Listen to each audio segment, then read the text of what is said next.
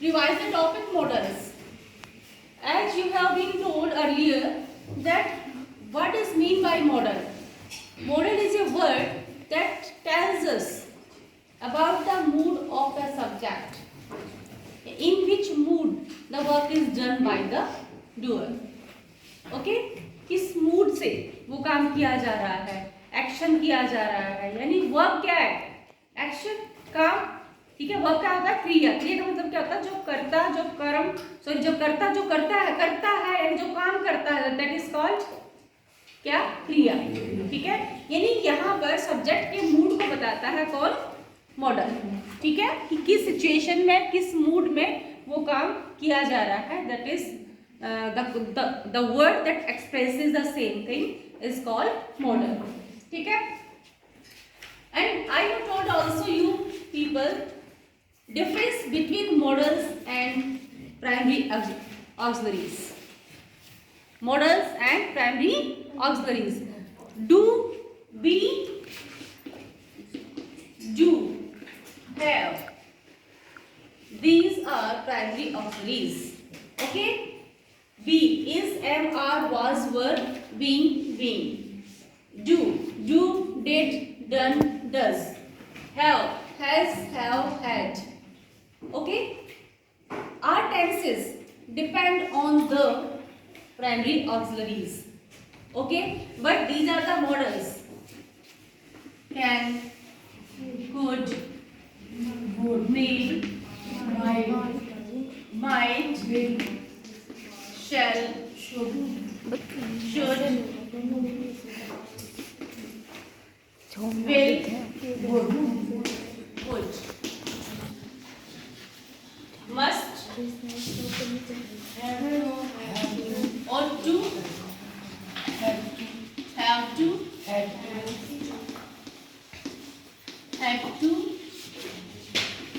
need, dare.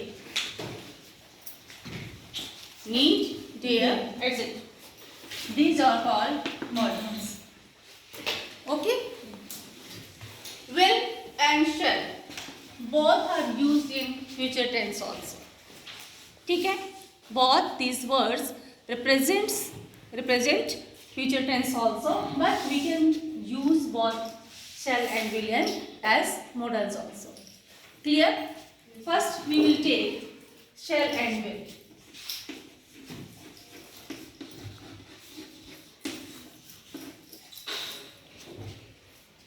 In models, we take both reversely. किसी को treat करना है, किसी को promise करना है. Threat के लिए use होता है ये, promise के लिए use होता है. But mostly shall के बजाय आजकल क्या होता है modern grammar में will use होता है. Okay? I will give you my notebook. Otherwise I और we के साथ क्या यूज होता है, shall. ठीक है। दूसरा you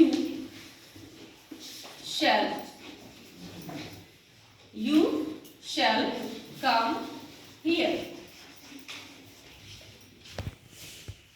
मैंने बोला है आई और वी के साथ क्या आएगा, shall, और he, she, it, they के साथ क्या आता है, वैसे सिंपल will, ठीक है, सिंपल क्या आता है, will आता है। लेकिन जब बात प्रॉमिस की आ जाए, थ्रेट की आ जाए, ठीक है, या वैसे कोई फॉर्म डिटरमिनेशन की बात आ जाए, क्या, determination,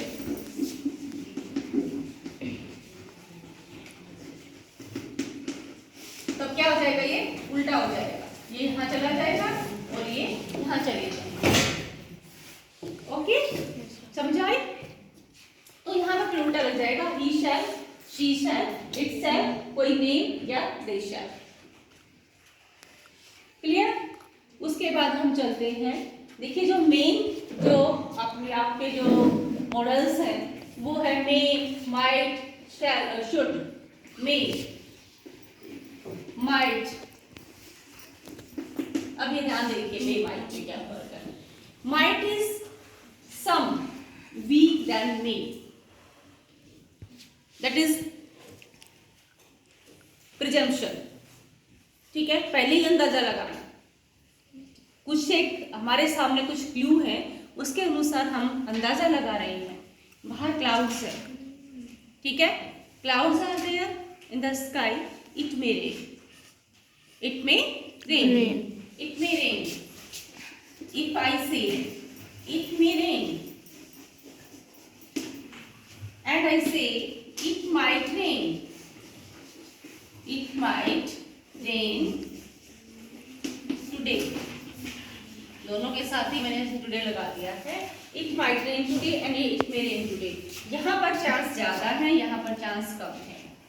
if I use in this sentence might, then there are less chances to come the rain, and if I use may, that more chances to be rain from the sky because the sky is cloudy. Is that clear? समझ आया? उसके बाद में आता है polite request के लिए। Polite request,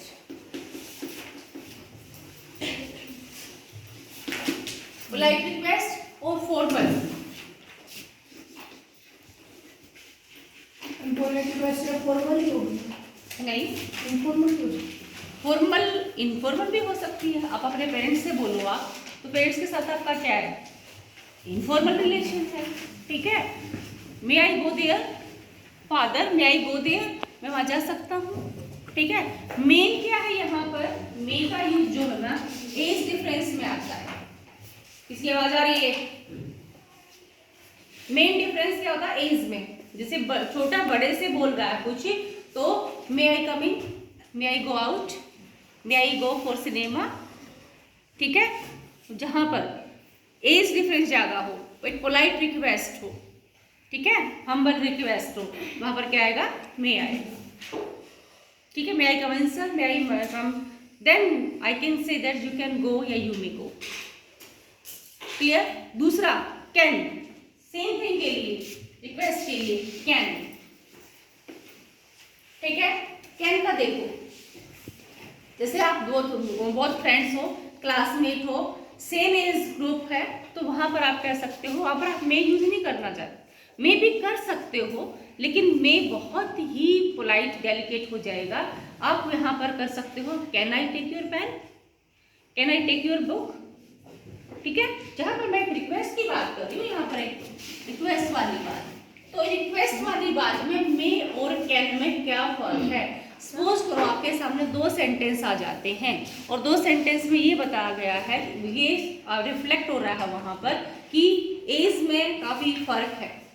जैसे बॉस है, ठीक है, या टीचर है। ठीक है, टीचर है, वो बच्चे को कह रहा है यू कैन गो देयर, लेकिन बच्चा क्या कहेगा, मे आई गो देयर। देखना एक ही सेंटेंस में टीचर अगर कहता है, teacher said you can go there, तुम वहां जा सकते हो, ठीक है, तुम मेरे से छोटे हो, ठीक है, एज वाइज भी, लेकिन बच्चा कहेगा तो क्या कहेगा, मे आई गो देयर, कि वहां पर एक रिक्वेस्ट की बात भी आ गई और एज डिफरेंस भी आ गया, दोनों आ गए वहां पर। ठीक है, समझ आया, ओधा भी आ गया और एज डिफरेंस भी आ गया, दोनों ही आ गए। ठीक है, लेकिन अगर तुम आपस में बात कर रहे हो कि तुम लगभग सेम एज है, एज ग्रुप है, तो वहां पर आप क्या यूज करोगे, कैन। क्या यूज करोगे, कैन। ठीक है, चलिए आगे। दूसरा यूज जो है, मैंने क्या बताया, पॉसिबिलिटी के लिए, यहाँ जो क्या था, पॉसिबिलिटी, क्या बोल सकते हैं हम इसको, पॉसिबिलिटी के लिए, और यहाँ पर क्या बताया मैंने, रिक्वेस्ट के लिए, मे और माइट का यूज और कैन का यूज। अब मैं आपको बताऊंगी कैन और कुड का यूज कैपेसिटी के लिए और कैपेबिलिटी के लिए और एबिलिटी के लिए। ठीक है,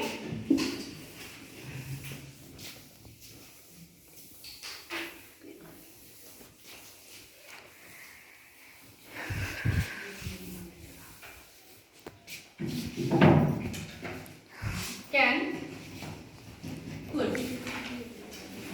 देखिए, I can solve this sum. Solve this sum.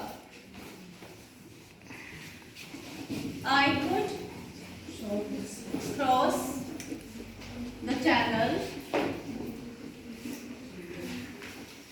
when I was young. इसका मतलब क्या है ये? I was young. जब मैं young था तो मैं चैनल को क्रॉस कर सकता था. इसका मतलब क्या है क्या ये? पास्ट की पास्ट कैपेसिटी. और यहाँ पर क्या है? I can solve this sum present की. और क्या? एबिलिटी. देखिए, अब यहाँ कैपेबिलिटी और एबिलिटी दो वर्ड बनते हैं. Capability, ability and capacity. ठीक है. अब ये तीनों वर्ड सेंस के हिसाब से समझना. अब ये तीनों वर्ड्स का मीनिंग. ठीक है. कैपेसिटी होती है मेटेरियलिस्टिक को लेकर के, मेटेरियलिस्टिक थिंग्स को लेकर के. ठीक है. यानी कैपेबिलिटी जो है ना वो दोनों को मिलाती है. Capacity plus ability. Capability, capacity plus ability, ये और ये मिलके क्या बन जाते हैं? ये बनता है. ठीक है. कैपेबिलिटी. अब मैं ये बोल दूं, I have 5 lakh rupees. I have 5 lakh rupees. I can buy a new car. I can buy a new car. तो क्या है आपके अंदर? कैपेबिलिटी है. कैपेबिलिटी है, एबिलिटी भी है आपकी और कैपेसिटी भी है. कैपेसिटी किस चीज को शो कर रही है कि आपके पास 5 लाख रुपीस हैं. ठीक है. और 5 लाख रुपीस आए कैसे? माइंड है आपके अंदर कमाने के लिए, आपके अंदर कैपेसिटी है कमाने के लिए, आपके अंदर एबिलिटी है कमाने के लिए. यानी आप मेंटली एंड फिजिकली और इकोनॉमिकली तीनों तरह से आप क्या है? साउंड है तीनों तरह से. ठीक है. समझ आया? तो you are capable for doing that thing. Clear? यानी आप एबिलिटी तो क्या है इंसान की? आप हैंडीकैप हो. सपोज करो आप हैंडीकैप हो, आप चल फिर नहीं सकते हो, लेकिन बैठे बैठे सम तो सॉल्व कर सकते हो. इसका मतलब क्या है आपके अंदर? एबिलिटी है. एबिलिटी शो करते इंटेलेक्चुअल को. एबिलिटी शोज इंटेलेक्चुअल और capacity shows both intellectual plus materialistic things. Both materialistic things मतलब हमारी बॉडी क्या है? मटेरियल तो है.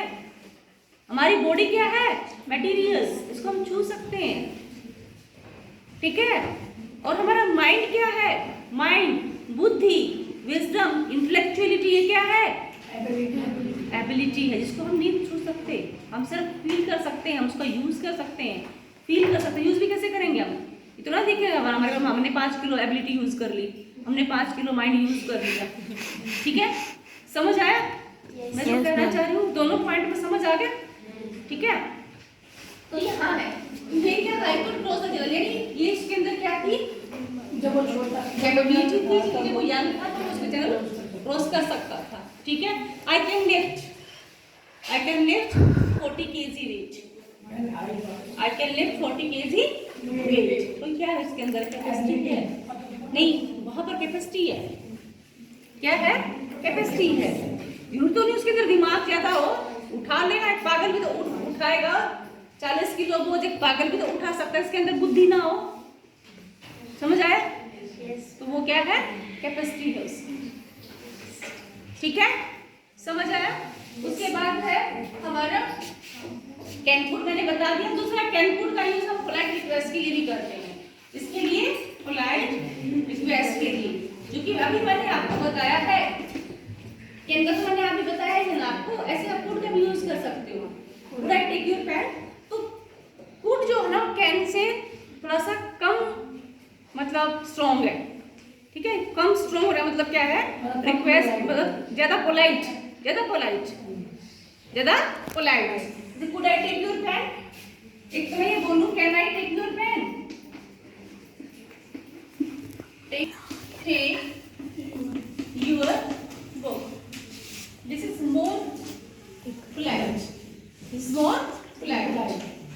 Is that clear? और O2 तीनों जो मेन है वो कर देंगे। Must, should and ought. First of all, listen me. Ought is always followed by to infinitive. ठीक है, टू के बाद हम वर्ब की फर्स्ट फॉर्म ही यूज कर सकते हैं। टू के बाद वर्ब की थर्ड फॉर्म भी आती, हाँ। और to be done, to be लगने के बाद थर्ड फॉर्म आएगी, वो भी कब मतलब कब आती है? पैसिव वॉइस में। कब आएगी? पैसिव वॉइस में। एक्टिव वॉइस में और टू के बाद हमेशा टू इन्फिनिटिव ही आएगा, यानी टू इन्फिनिटिव का मतलब क्या है? वर्ब की फर्स्ट फॉर्म ही आएगी। ठीक है, अब देखिए इन तीनों में डिफरेंस क्या है। थोड़ा है इसके अंदर डिफरेंस। मस्ट जहां पर कंपल्सन आ जाए, फर्स्ट मस्ट क्या है? कंपल्सन आ जाए। और शुड क्या है? जहां हम एडवाइस, सजेशन आ जाए, एडवाइस आ जाए, एडवाइस, सजेशन। ठीक है, एडवाइस और सजेशन। ठीक है, I should go there, I should go there. अब मैं बोलूं I should go there, you should go there.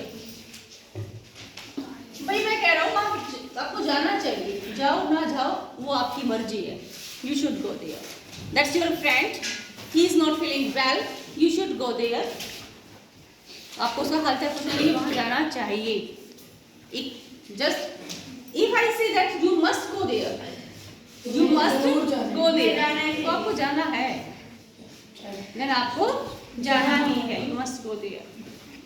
ठीक है, फिर मैं आपको बोलूं O2 में क्या कहता है? Moral obligation. मोरल ऑब्लिगेशन का मतलब क्या आ गया? बंधन। Moral obligation, morality. ठीक है, you ought to serve your neighbors, तुम्हें अपनी नेबर की को सर्व करना चाहिए, उनकी हेल्प करनी चाहिए। ठीक है, you ought to help your friends, you ought to serve your countries, you ought to serve your country। ठीक है, तो यहाँ पर क्या है? मोरल ऑब्लिगेशन है। अब यहाँ पर होता है थोड़ा सा, यहाँ पर भी नेसेसिटी आ जाती है। You must serve your parents, तुम्हें करना है, इट्स योर ड्यूटी। ठीक है, you must not make a noise in the class, you ought not to make a noise in the class, तुम्हें क्लास में शोर नहीं करना चाहिए। That is your moral duty, तुम्हारी भी तो ड्यूटी बनती है, मोरल ड्यूटी है तुम्हारी कि तुम दूसरों को डिस्टर्ब ना करो। ठीक है, समझ आया? यू मस्ट करना नहीं है शोर क्लास में, you must not make a noise in the class, class में शोर नहीं करना है। यू शुडंट, शोर तो नहीं करना चाहिए आपको। तो कितना फर्क आ गया एक ही सेंटेंस के अंदर, सिर्फ क्या है? मॉडल अलग अलग लगाने से। You shouldn't make a noise in the class, आपको क्लास में शोर नहीं करना चाहिए। देखो मेरी तो ये राय है तुम्हारे को कि आपको क्लास में शोर नहीं करना चाहिए। You must not make a noise in the class, तो क्लास में शोर नहीं करना है। ठीक है, third, you ought not to make a noise in the class, then that is your moral duty, सीख लो कुछ। you ought not to, अपने खुद की तुम पर्सनली तुम्हारी रिस्पॉन्सिबिलिटी बनती है, तुम्हें क्लास में शोर नहीं करना चाहिए। देखो तीनों में मेरी टोन चेंज होगी, चेंज हो गई ना? टोन चेंज हो गई, तीनों का मीनिंग चेंज हो गया। Is that clear? तो तीनों में ये फर्क है। ओके बेटा।